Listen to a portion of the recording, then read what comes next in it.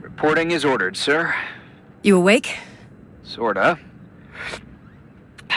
You forget your coffee? For once, I don't need it. I gotta talk to you about something. Okay.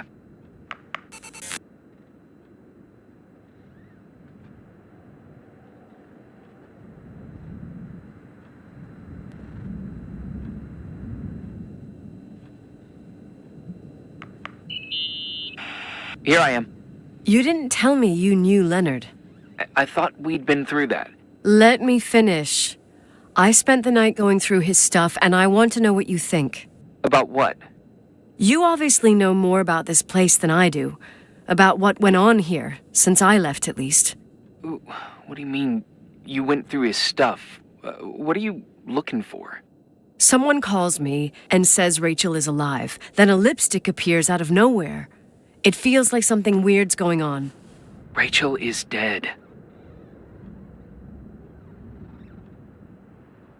That's what everyone says. But maybe the story deserves a second pass. There are too many gray areas. Look, the storm is dying down. You'll be able to leave soon and go back to your life. And you can forget about the whole thing, like you did 10 years ago. What do you care about this old business? It's not worth losing sleep over just to play detective.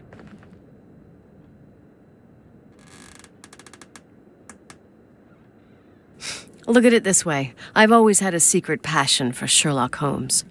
Okay, let me hear what you're thinking.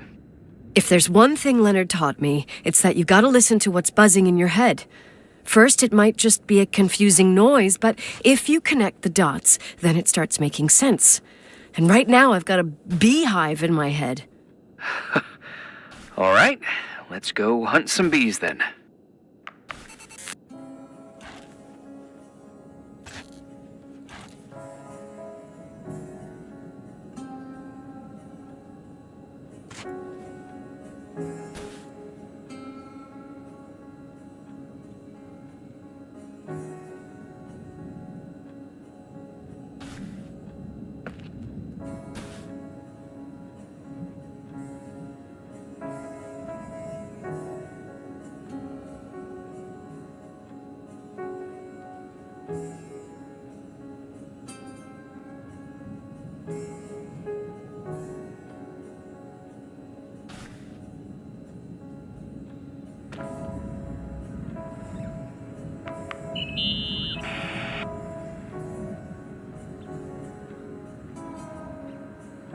So, listen to this. Graphologists doubt the authenticity of the suicide note left by the girl. Who said that? An investigative journalist. The article came out a year after her death. You think it's a setup? Perhaps. Okay, I'll hear you out.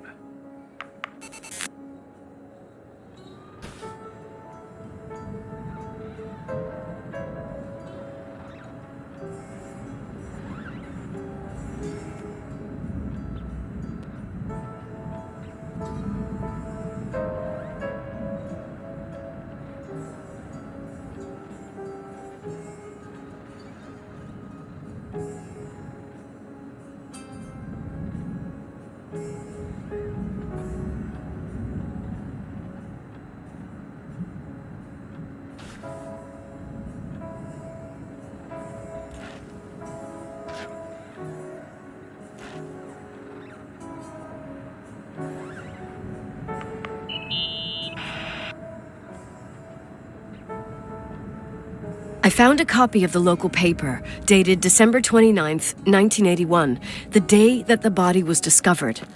According to the forensics report, Rachel had been dead for days. She was 9 weeks pregnant. Yeah, that was the official version.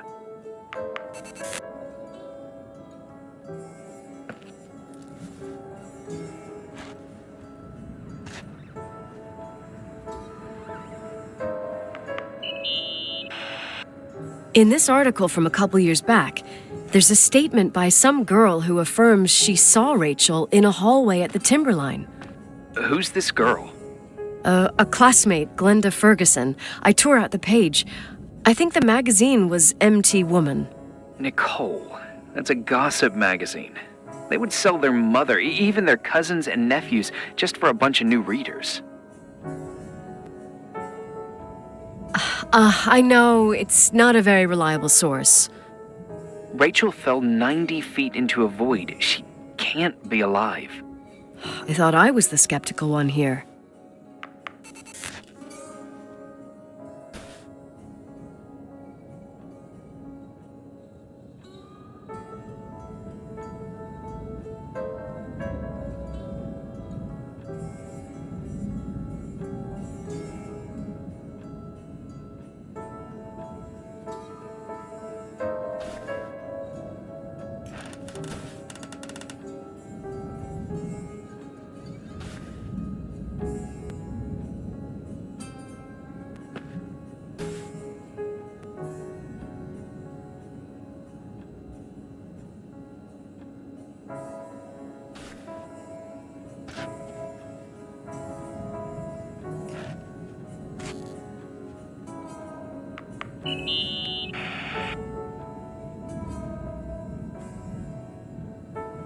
Remember the lipstick I found downstairs? Yep, you made a big deal about it. It doesn't smell. Should it? After they've been open for a while, lipsticks smell really bad. Maybe there's been other women. I mean... From what I gather, Leonard was a sort of recluse. And don't forget, the lipstick is really old. Could the cold have preserved it? Possibly. Anything else?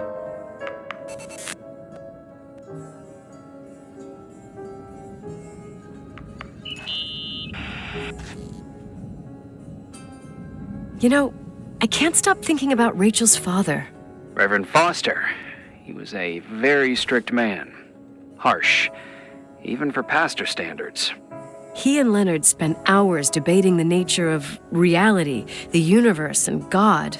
Well, opposites often attract. Do you ever see him? Rarely. He gives a service once in a while. Back in the day, I thought he was a kind of reptilian with a human skin suit. His daughter's death destroyed his ego.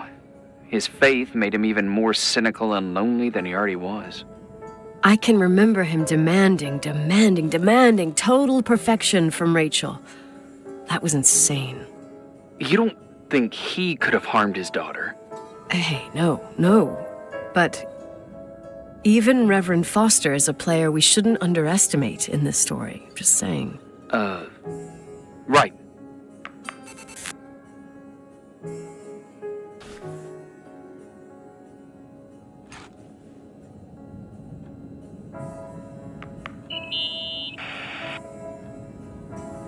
Hey, I found a book in Leonard's things. It's a collection of poetry, but it's got notes written in it. Did your father write them? What do they say? Dates, notes, thoughts. Listen to this. Today I saw Rachel. Or Rachel is sad. Or Rachel says she feels alone. He kept a diary about her. But the book was printed 8 years after Rachel's death. Do you mean it's like he was talking with Rachel after she died? As if he saw her. Well, I mean, there must be an explanation. Of course, there's an explanation for everything, and we've got to find it. Okay, I'd say that's enough. Yeah, that's enough for tonight. Today, or what the hell time is it? You think there's a lot to dig up in this old story?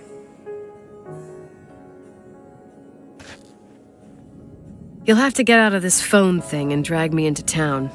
You don't need my approval. Good job. You're getting the hang of it.